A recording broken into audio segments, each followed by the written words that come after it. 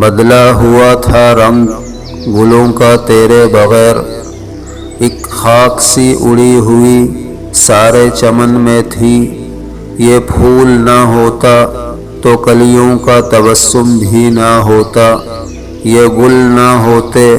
بلبل کا ترنم بھی نہ ہوتا، نبض ہستی میں یہ غنچے بھی پریشاں ہوتے، رخت بردوش میں سب دست و گریباں ہوتے،